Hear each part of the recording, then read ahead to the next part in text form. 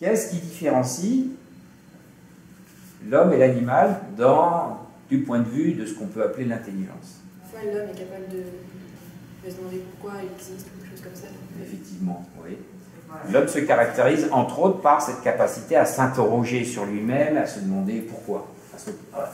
L'animal ne se demande pas tellement pourquoi, il cherche des solutions à ses problèmes. S'il doit se nourrir, il cherche de la nourriture. Mais il ne va pas se demander pourquoi est-ce que j'ai faim et pourquoi je cherche de la nourriture. Il va chercher la nourriture, point. Et alors ça tient à quelle propriété générale ce fait de pouvoir s'interroger et se dire pourquoi je fais ça? L'introspection. Oui, tout à fait. Et en fait, philosophiquement, on dira que c'est une capacité de réflexivité. Ça veut dire que l'âme humaine a, entre autres, une propriété qui est de pouvoir revenir sur elle-même. Et non pas simplement penser, je vais les guillemets parce que l'animal peut-être ne pense pas au sens strict, mais il a une imagination, il a une forme de pensée qu'on appelle l'estimative. Mais il ne s'interroge pas sur ce qu'est sa pensée. Et nous, quand nous pensons, non seulement nous pensons, mais nous pensons que nous pensons. Nous revenons sur nos actes de pensée. Donc nous avons une capacité de réflexivité.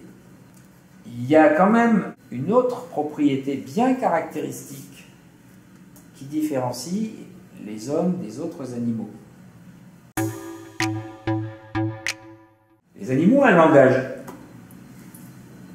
Le chien fait wawa et la façon dont il fait wawa, il peut transmettre des informations. Les oiseaux se transmettent des informations par leur cri.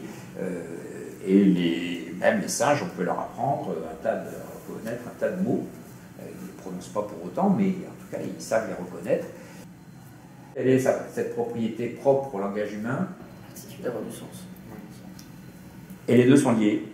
Il a du sens, c'est-à-dire je peux dégager son sens, car l'animal, d'une certaine façon, comprend le sens. Si on dit au chien à la niche, il comprend le sens du mot niche, il retourne dans sa niche.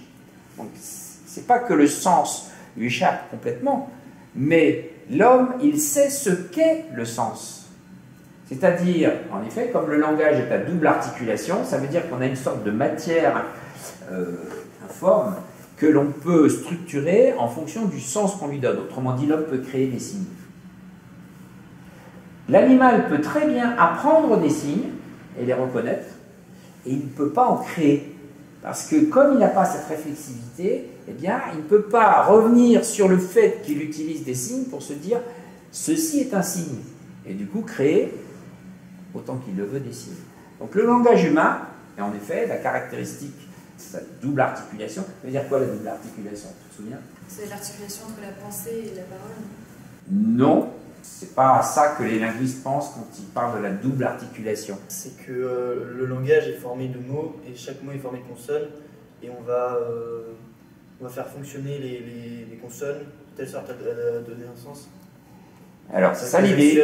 C'est pas exactement dit parce que c'est pas les consonnes, c'est les phonèmes, oui, hein, qui se traduisent par des syllabes ou des choses comme ça, les consonnes et les voyelles qui expriment, ou des combinaisons. En fait, les linguistes ont bien vu que le langage est d'abord parlé avant d'être écrit, et donc le langage oral, parlé, est constitué de mots, monèmes, mais qui sont eux-mêmes constitués de parties signifiantes qui sont des phonèmes, qui servent à la signification, mais qui ne signifient pas be ou o, des choses comme ça, a priori, ne sont pas des éléments signifiants, au sens, ils ne comportent pas de sens, ils vont être des éléments structurants pour des choses composées qui vont, elles, avoir du sens. Donc on passe du phonème au monème, et c'est ça qu'on appelle la double articulation. Donc il y a une articulation en mots, la syntaxe, la langue, etc. Mais cette articulation en mots elle-même présuppose une articulation à partir d'éléments de signification, mais qui ne sont pas eux-mêmes signifiants, qui sont les phonèmes. Et qui sont grosso modo traduits par les lettres de l'alphabet. Mais... Donc cette double articulation est très importante, car en effet, c'est une spécificité du langage humain qui le distingue des langages animaux, et qui est l'expression de notre capacité à savoir ce qu'est un signe, c'est-à-dire à savoir donner un sens. Hein. C'est, en d'autres termes, une autre expression de la réflexivité. D'accord? J'insiste sur tout ça pour vous dire que c'est des constatations qu'on peut faire rationnellement.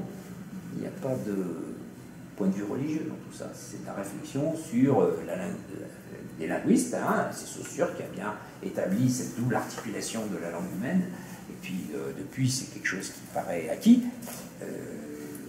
De même, cette réflexivité, bon, bah, c'est l'expérience commune de l'humanité hein, qui montre que bah, les gens s'interrogent et se demandent pourquoi, qui suis-je, où vais-je, d'où viens-je, dans quelle étagère, etc. Donc, il y a des spécificités humaines bien observées, et donc on peut considérer que ce sont des faits établis, et que sur ces faits, on peut appuyer un raisonnement. Du coup, l'intelligence, c'est cette capacité de l'homme de créer des signes. Se manifeste, tout à fait. Elle ne se réduit peut-être pas à ça, mais en tout cas, elle manifeste sa spécificité, sa différence, par rapport au langage animal, par sa capacité à savoir ce qu'est un signe et donc à en créer. Encore une fois, un animal peut reconnaître un signe et l'utiliser, mais il ne peut pas en créer. Les singes qui peuvent apprendre jusqu'à des centaines de mots, eh bien, ils n'en créent pas. Et en plus, l'homme, il en crée plusieurs, parce qu'il y a le langage parlé de la communication, mais par exemple, il y a le langage artistique, hein, il y a la musique. L'homme arrive à transmettre toutes sortes de choses par la musique, par la peinture, par la danse, enfin, il y a 1000 manières d'exprimer, en quelque sorte, ce qui est à l'intérieur de lui, vers l'extérieur. D'ailleurs, au passage, je signale que c'est aussi la preuve d'une certaine intériorité. L'homme a une intériorité spécifique différente de l'intériorité animale.